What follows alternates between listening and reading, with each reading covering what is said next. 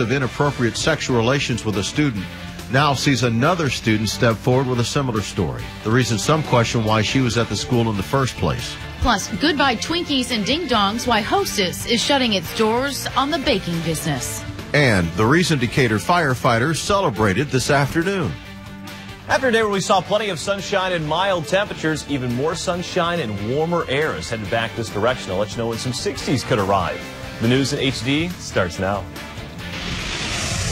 You're watching your local news on WAND at 6. First in HD.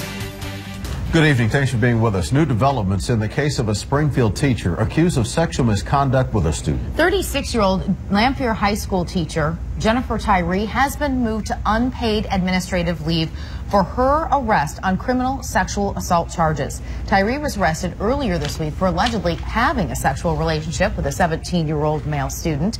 And as we reported at 4, now a second Lanphier student has come forward with similar allegations. According to police, Tyree's husband went to the first boy's parent about the relationship. The parent then went to police. Well, on top of these new allegations, there are now questions about why Jennifer Tyree was even at Lanphier High School in the first place. Casey Lund explains Tyree was not certified to be teaching at the high school level. It's a delicate situation involving your children's safety and a teacher's reputation and livelihood. A high school teacher accused of an inappropriate relationship with a student. Now, potentially more bad news for Jennifer Tyree. We had another parent bring a Lanphier student in to talk to us this morning, making allegations that he was having a relationship with this teacher as well.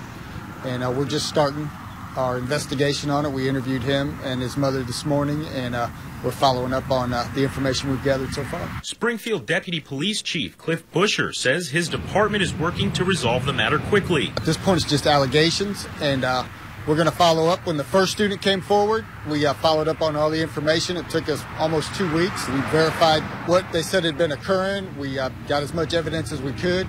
We met with the state's attorney's office, and we got enough to file charges. And we're going to do the same thing with these allegations. The spotlight now is also on Lanphier and Springfield Public Schools. From my understanding, she did not have the proper certification to be in that position. Regional Superintendent Jeff Vose tells us Tyree held a K-9 certificate with no endorsements to teach her high school level classes. There is no indication that she had applied for the endorsement for the courses she was teaching. Vose says that could mean consequences for Lanphier. You could jeopardize academic or extracurricular activities, sports activities. For example, football or basketball. It could jeopardize their records. Worst case scenario, the school could even lose basic state aid. In Springfield, Casey Lund, WAND News. Casey, thanks. Springfield Public Schools did not respond to our request for an interview. Now, first weather from Storm Center 17, home of the exclusive O'Brien Auto Park Urbana Storm Runner. Well, happy Friday evening. Another work week in the books, and what a beautiful end to the day out there. We saw plenty of sunshine all afternoon long, and now the sun is gone. Being replaced by a sky full of stars on the Saul's Furniture in Mount Pulaski Tower Cam. Not a cloud in the sky really across the entire Prairie State, and the sun has gone down. Temperatures have already started to drop off. It's down to 38 degrees in Decatur. Champaign's checking in at 41. Springfield, we're still at 46 and 51, the report out of Jacksonville. Before the night's all said and done, we'll be warmer in the west, cooler in the east. I think area-wide, if we take a average temp, we'll shoot right around freezing with a clear sky.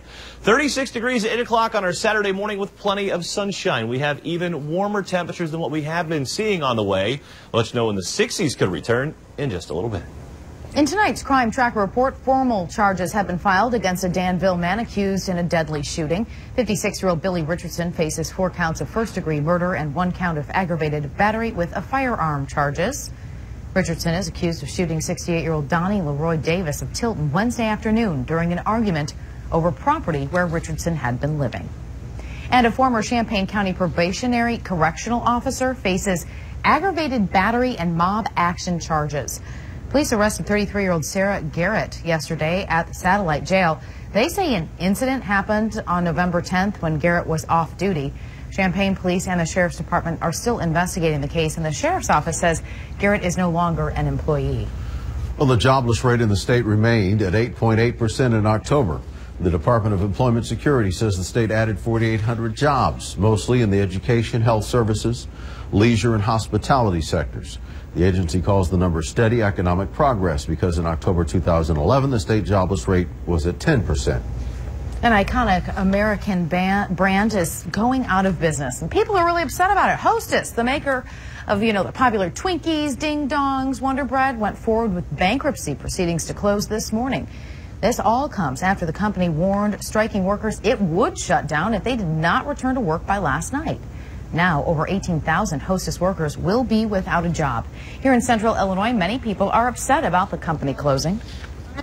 They've been around for so long. I mean, it's pretty devastating, really. Hostess outlet stores will be open for the next several days. The company's CEO hopes to find a buyer for several of its popular brands. The Decatur Fire Department gets 7 new firefighters after a special graduation ceremony this afternoon. Grads successfully completing a 6-week training course through the fire department's academy. Graduates were awarded their firefighter badges surrounded by family and friends. Those new firefighters now officially join the ranks of the fire department. Well, it's so special that they want to do that job. I mean, they protect people. That's their job. No doubt about it. Glad to have them. Yes. Coming up, it's an annual tradition where you can see floats and Santa himself this weekend. And giving back to the community the way you can help make this Thanksgiving a memorable one for local families.